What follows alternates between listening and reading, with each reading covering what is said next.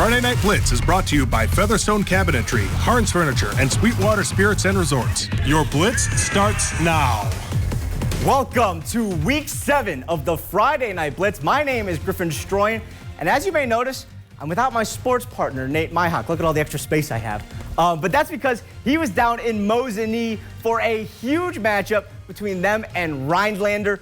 Both teams entered the night undefeated in the Great Northern Conference, and only one would leave in the driver's seat for a conference title. We go to Nate now to check out the highlights.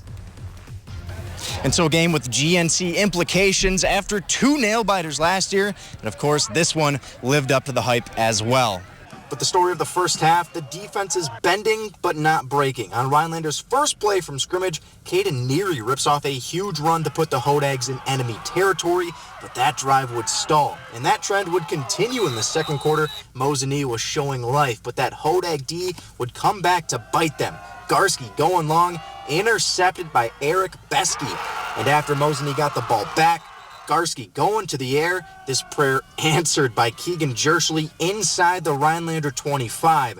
However, the Rhinelander defense would come up big once again. Mosinee looking for 6, but Joe Fugel, the linebacker, going 20 yards down the field to make the play, and the Hodags hold. But with the way this game was going, someone just needed to make a play, and it came from the Mosinee special teams. After the botched snap, the punt's blocked and then recovered in the end zone, and that gives Mosinee a 7-0 lead.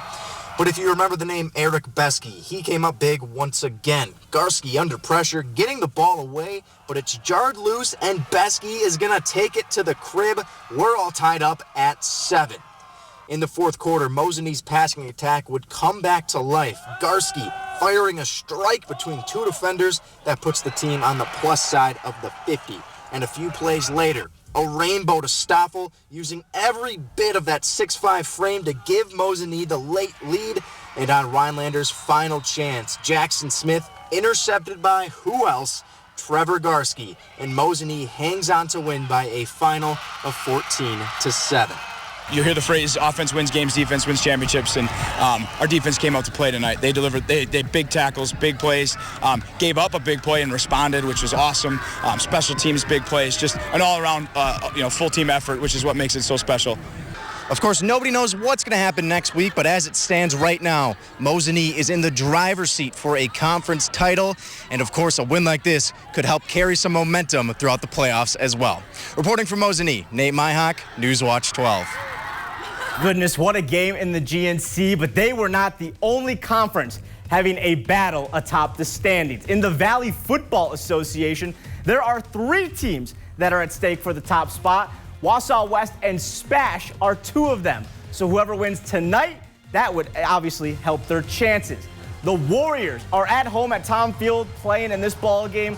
To the second quarter we go. Spash is down 15-0, but here they come.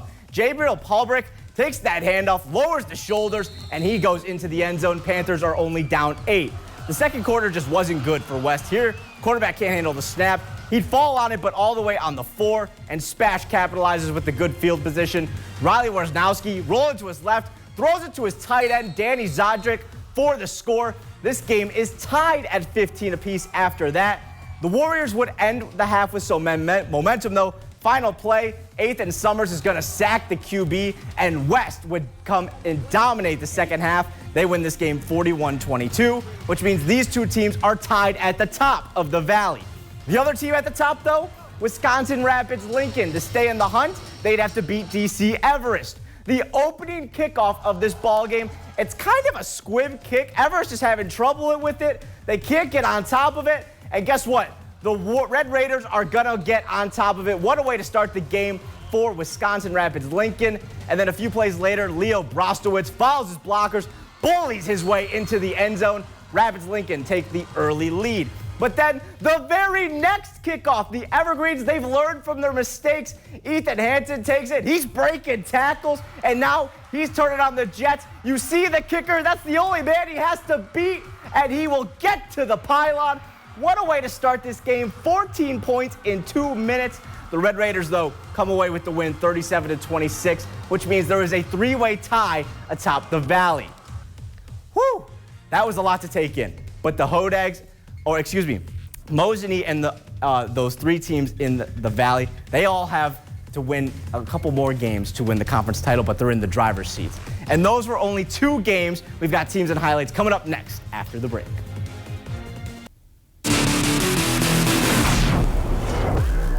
And welcome back. Let's change up a little bit. Let's get to some 8-on-8 action. To Park Falls we go. The Eagles of Schwamigan are screaming on homecoming night. They host the Winter Birchwood Warcats. First quarter, Zach Potzel gets the handoff right. He's going to then cut it left, turns on the Jets. He's going to take this ball 30 yards in for the touchdown. And then a few minutes later, he gets a handoff the left, cuts right, switching things up. That's 6 more points for the senior. And now 2 minutes left in the first. Potzel again, he was just the fastest guy on the field today. He takes it 50 yards this time for the score. He had 100 yards on the ground tonight. And while we're here, let's see for one more senior. This time Winters plays it on the skates. Eagles win with 4 touchdowns and 50-8 whacking of Winter Birchwood. The Tomahawk, the Hatchets were ready to rock against Northern Elite. Into the first quarter we go. Tomahawk already up 2 scores and looking for some more. Tyler Jablonski fires it to Gavin Palmer, who reaches out and is just downed at the 1. Very next play, though, Jablonski, he's going to do what all quarterbacks do great. They're going to sneak it up the middle for a Hatchets touchdown. It's 20-0. The next Elite possession, though, it's 4th down and 3. They're going for it, and they're going to get a lot more than that. Mason Richtig launches one deep to Bryce Beauchamp, who lays out in the end zone for a 23-yard strike. It's 20-7, but Tomahawk, they're going to strike right back. Jablonski, he's in daylight on the left side. He's going to outrace everyone, 37 yards for the score. Tomahawk goes on to win this game 65-21. How about some more scores from around the area? The Antigo Red Robins taking on Medford Raiders. Raiders win this game easily 40-0. The Loggers of Phillips travel to Gilman. Phillips can't get the job done on the road. They fall 42-6. And then in Prentice, the Buccaneers hosting Hurley. Hey, the North Stars look like a team of destiny. They remain undefeated after winning big 54-0.